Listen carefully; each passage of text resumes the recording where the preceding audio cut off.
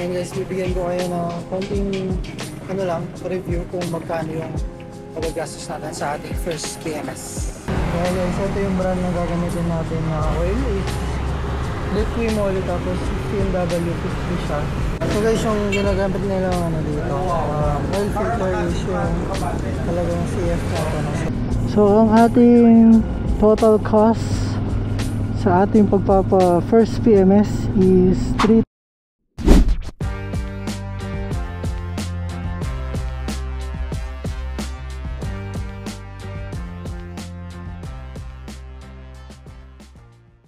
So guys, yung in-order natin is gatang kamansi, tapos kilayin, half order lang yung mga. Tapos ito full order ng sisig, Mountain Dew. Kain muna tayo guys. May libreng sabaw. Kain po tayo.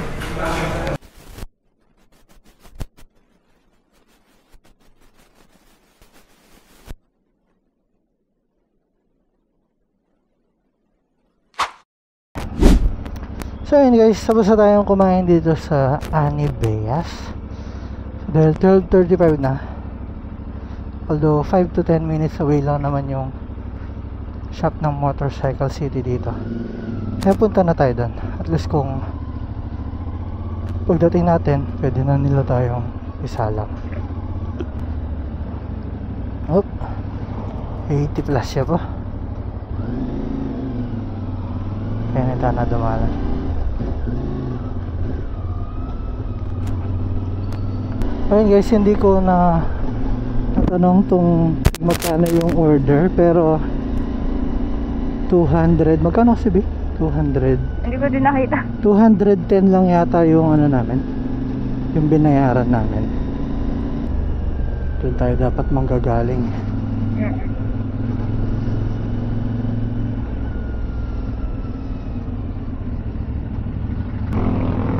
Oh yan, nasa tamang landas na tayo guys. Kasi kantuhan ng stoplight yung yung service center. So kailangan talaga natin umikot para mas hindi tayo mag-cause ng traffic. Ayan, saan kaya natin ito pa-park? Siguro dito. Okay, kasi dito din naman nila aakit Ibibaba ka muna. So guys, bali nandito na tayo sa Motorcycle City. So akit lang ni Kuya yung ating motor. Service parts. So dito tayo magpapa PMS sa Motorcycle City, dito sa Angeles City branch.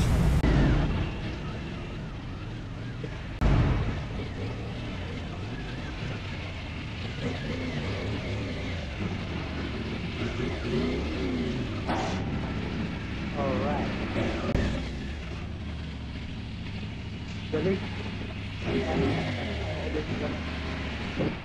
Actually, pinapalamig muna ni Kuya yung engine natin kasi nasa 70 plus pa siya kanina. So parang medyo malamig yung oil pag inalis na.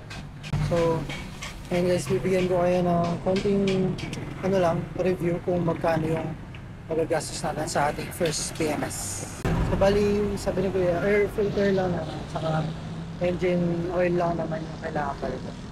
So yan, siguro less than 3,000 ako naman siguro. Yung mahirapan lang dito guys, isa kailangan pang alisin ito dahil kailangan i-access ito saka yung air filter na medyo maraming aalisin kasi meron tayong crash guard na naka-mount dun sa skid plate natin sa baba. Ayan, after naman na maalis yan, pwede mo namang i-rotate ng konti lang ito para mabilisan na lang. Ayan na, nagsisilver. Ayan, yan yung mga dapat pa matanggal yan. Sa next changer ko, konti na lang yan. Dahil yan, katipantagan ganyan sir, dala mo niya yung netong net. Sige. Para yan tutugid, wala yung salwan mo, tapos yung oil filter, alternate naman pero sige, ano mo rin may sabihan nito. Okay. Usually nanuwaring, ay pilang kilometers yung filter? 4,000. 4,000. Okay. So bala mo every after Kaya guys, ito yung brand na gagamitin natin na oil is Liquimol, tapos 15W50 siya. So yan, 1 liter to. So bali 2.4 yung ating 450 mp, bali tatlong ganito. So yung isa kagit natin para next time daw. Eh dalawa na lang bibili natin. So guys, yung ginagamit nila ano dito, oil filter is yung talagang CF natin. So nakakasigurado ka na ano, legit talaga or para sa motor mo talaga siya. Ayan yan, CF Motocroft. Parang ganito rin yung mga tatak na in-install natin na parts sa ating motor eh. Ayan, nalagay na.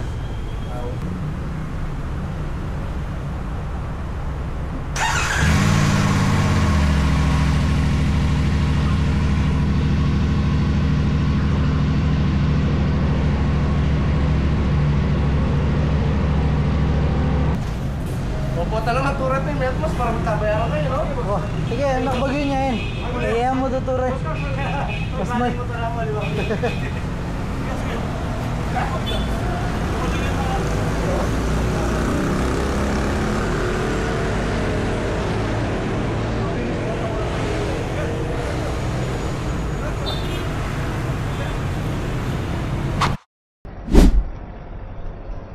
Okay. Okay.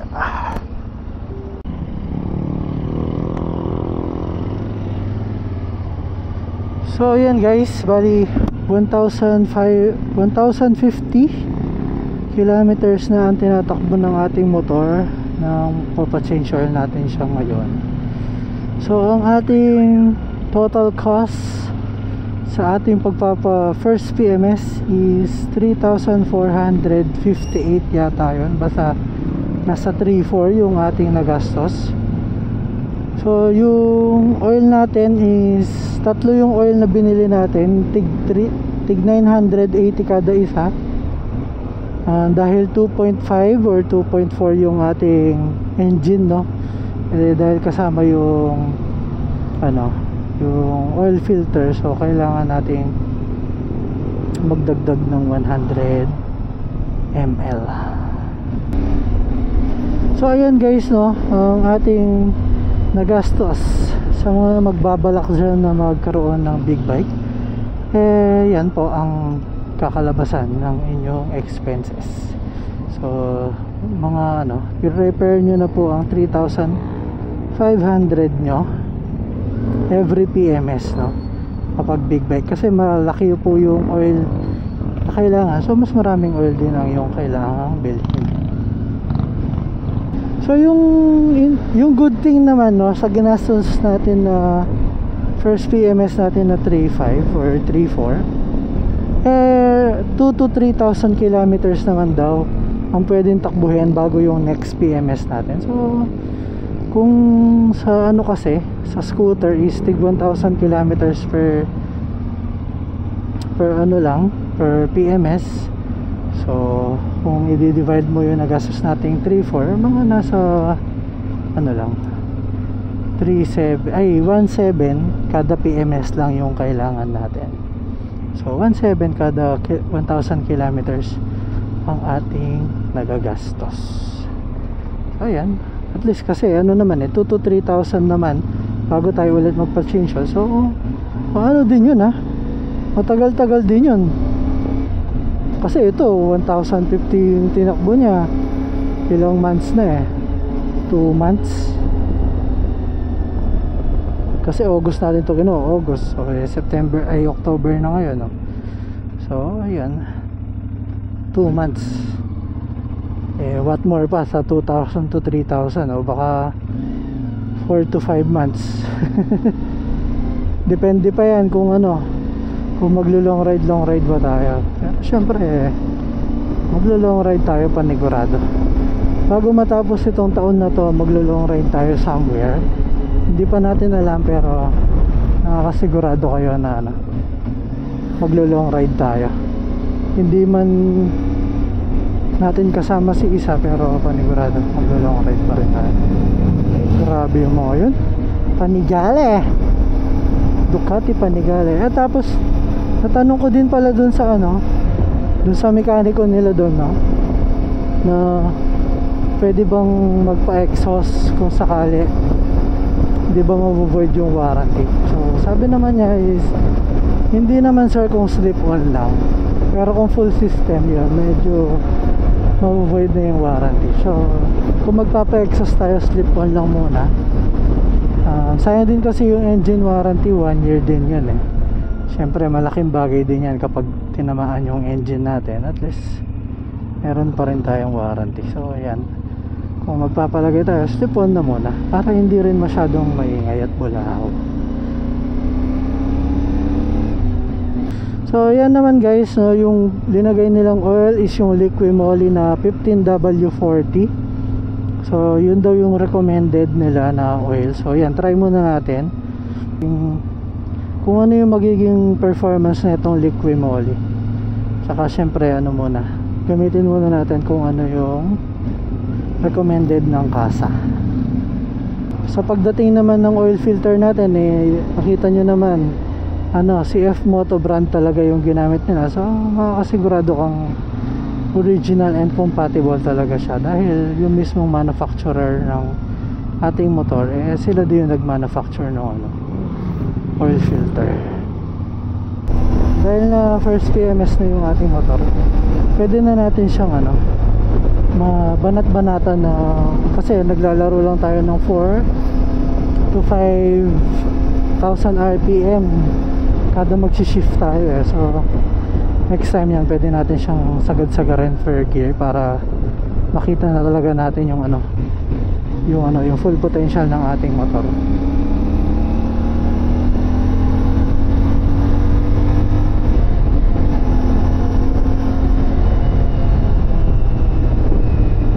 Bankingan mong konti, Jeep Moto. Alright. So ayun guys, hanggang dito na lang. So sana nagkaroon kayo ng idea. Sana nagkaroon kayo ng idea kung ano ang mga dapat palitan, bilhin at gawin kapag first PMS, and kung magkano ang iyong magagastos. So comment down below guys kung magbi-big bike ka pa ba. So that's it guys, see you next vlog. Peace.